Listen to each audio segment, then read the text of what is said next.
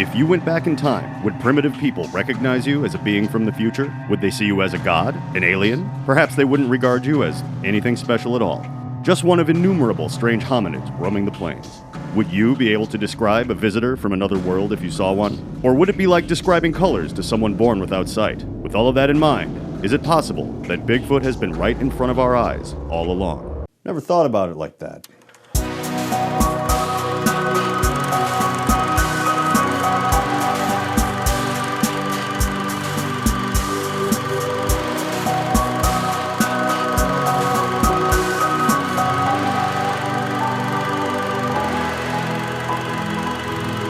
If we're actually going to have a serious talk about Bigfoot, there are two things that we need to keep in mind.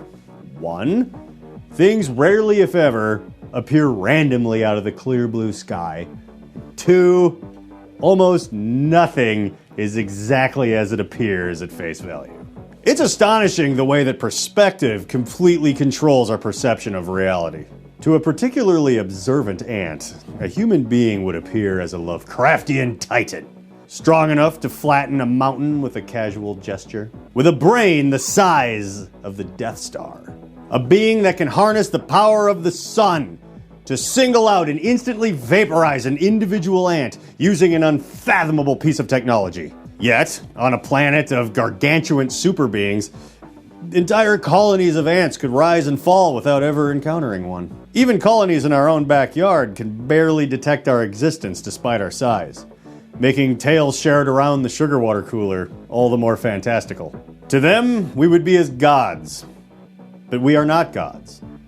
We are neither magical nor supernatural. Us and the ants are both natural products of a shared biological ecosystem. A simple discrepancy in size between storyteller and subject can paint a dramatic picture. Now, the average human height has gone up drastically in industrialized countries over the past century. This has everything to do with nutrition, health, and environmental factors. The average height has gone up, but the maximum potential height has never changed since we became modern human beings. Most of us didn't get anywhere near that maximum potential back in those days. But it was still possible to get the occasional Yao Ming or Shaq or the dude that played the Mountain on Game of Thrones back in a time when most people didn't get much taller than Kevin Hart.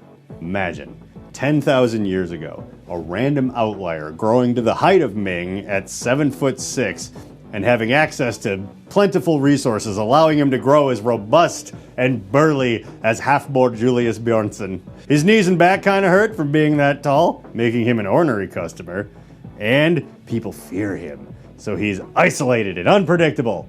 Also, hairy as fuck. One day, his resources dry up, so in violent desperation, he decides to pay your village a little visit to stock up. The biggest, strongest warrior in your tribe is 5 foot even. He only comes up to this dude's belly button. That right there, that is a giant. A real, live monster. It may even be Bigfoot. And if this guy steamrolls through town, takes what he wants, and disappears back into the woods with all of the toughest badasses in your village that you've looked up to for your entire life being unable to so much as slow him down, that story will be told for generations. And he'll get a little bit bigger, and a little bit meaner, and a little bit hairier every time. Excessively paranoid cautionary tales told and retold were a necessary component of group survival.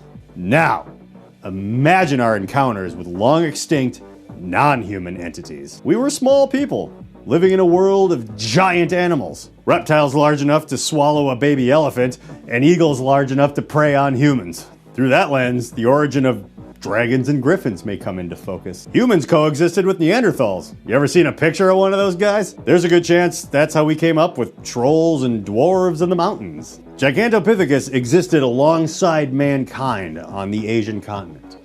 Many people believe that this was the real Bigfoot. Gigantopithecus was a 10-foot tall primate that walked on 2 legs.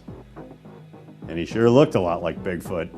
I'm not saying these creatures are still hiding out somewhere in the Pacific Northwest. The fossil record indicates they died out about 100,000 years ago. That still gave them nearly 200,000 years of cohabitation with Homo sapiens, which is plenty of time for the peoples of India, Nepal, Siberia, and Tibet to bear witness to what we may think of as yetis or abominable snowmen.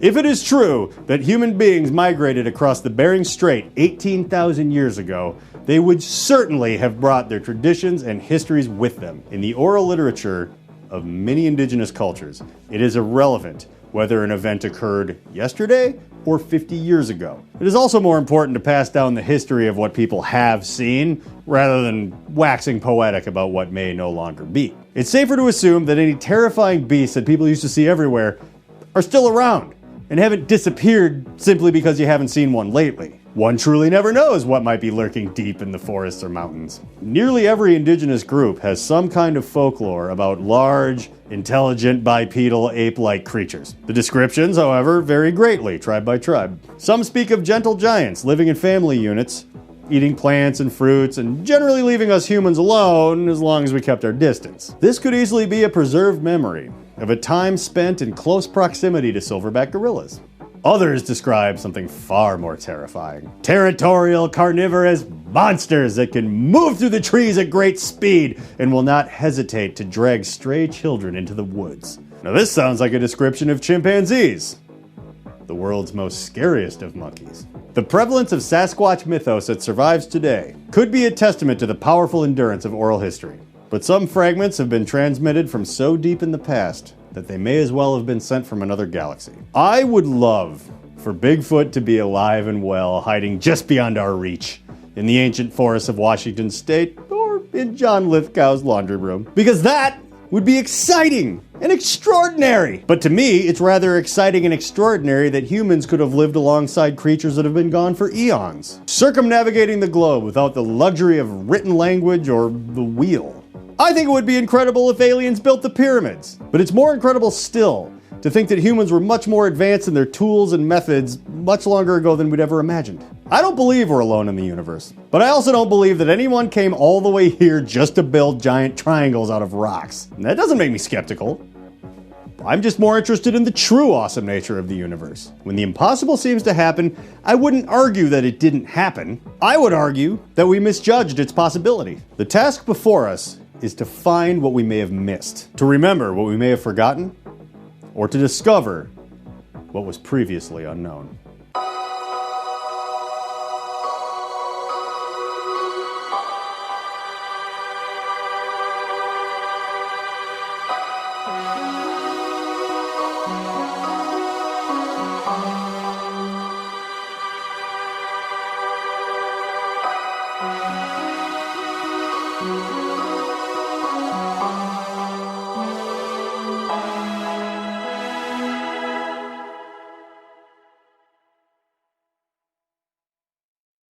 The prevalence of Sasquatch mythos that survives today could be a testament to the powerful endurance of oral history. Fuck yes. Making a goddamn weird point about Bigfoot here in my basement.